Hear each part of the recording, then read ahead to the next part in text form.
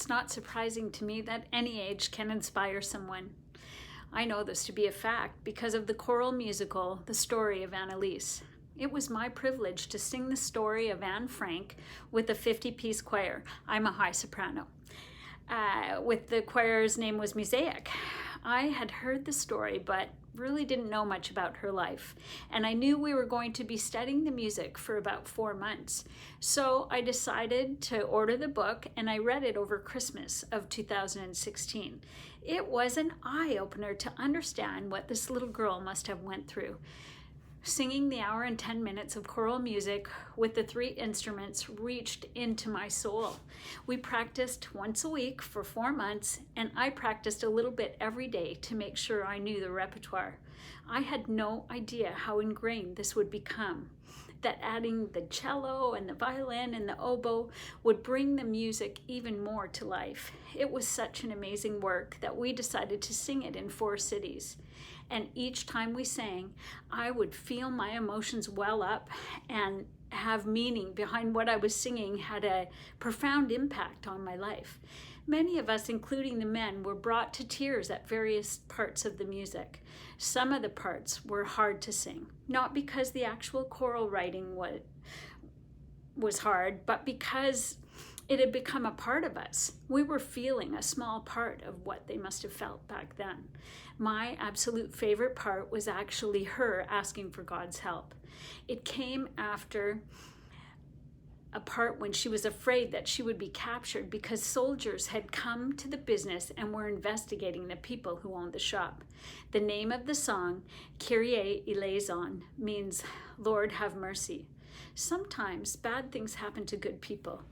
This was certainly not her choice. She and her family, all the Jewish people, even the other people in the countries that were overtaken, were living the consequences of someone else's choice. After all, that's how God's free will works.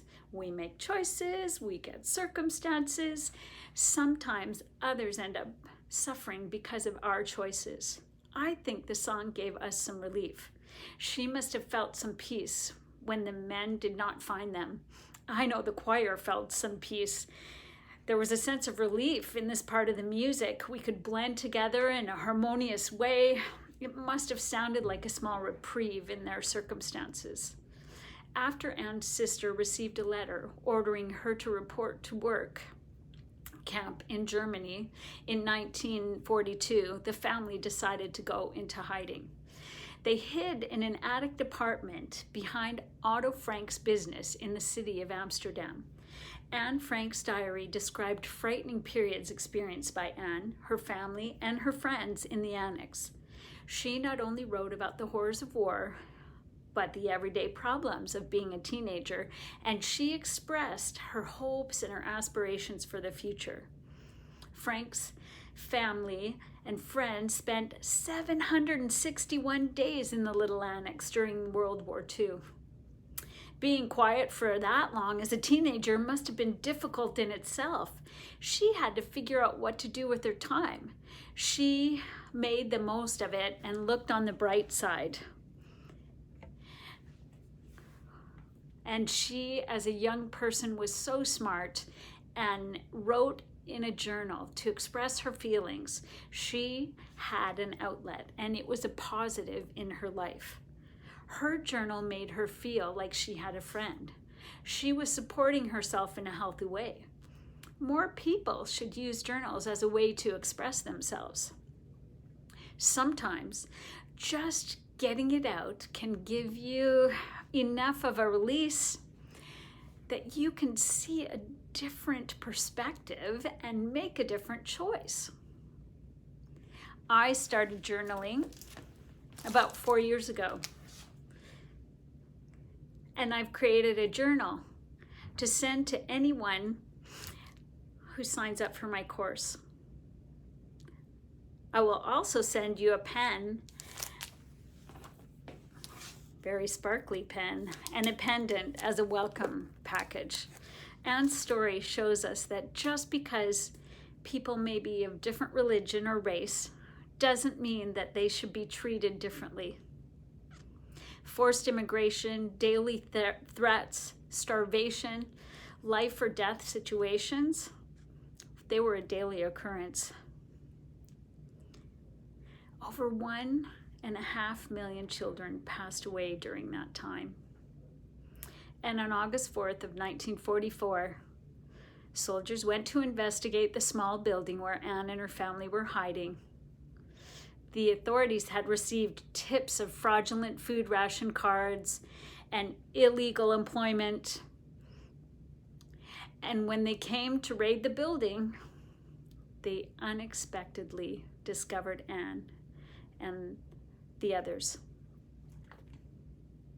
She left her journals behind, and she was taken to a concentration camp. Sadly, in February of 1945, Anne and her sister passed away from typhus at the Bergen-Belsen camp in northern Germany, just before the war ended. But her journals lived on. Her father, Otto, was the only person from the annex that survived. And one of the women from the building who had been hiding them kept Anne's diaries. Her father helped them to be published. And Anne Frank became a famous name because of her willingness to share herself through her writing. It's been translated into 70 different languages.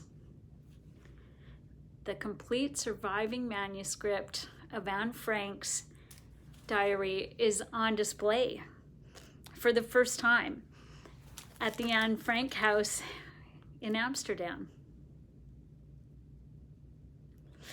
I hope I get to go there and see her someday. In her final entry, Anne wrote how others perceive her. She described herself as a bundle of contradictions. She wrote, "As I've told you many times, I'm split in two. One side contains my exuberant cheerfulness, my flippancy, my joy in life, and above all else, my ability to appreciate the lighter side of things." Anne had such courage. I don't think she even realized what an influence she had on the people she was living with. She certainly didn't realize the impact that she would have on the world. She didn't realize that she'd encourage them and to notice and cherish the little things in life on a daily basis and to appreciate what you have. We could all use a little more time spent feeling grateful. Do you realize what an effect you have on others around you? Did you know that being the best version of you will help other people to do the same? Being inspired by people like Anne have made me who I am today. Strong women have inspired me to be brave, to face my fears, and to overcome my struggles from the trauma that I faced as a child. During my healing, I created a course named Little Girl Greatness. It's to support women who have been abused in their childhood. I feel so great that I believe I'm meant to share all the things that I learned in the past 3 years with as many women as I can. If you're curious about my course and what it entails, please click on the link below, www.littlegirlgreatness.com. And if you feel like sharing, please do. Don't struggle anymore with the same old issues. I can teach you a new way, a way with lasting change.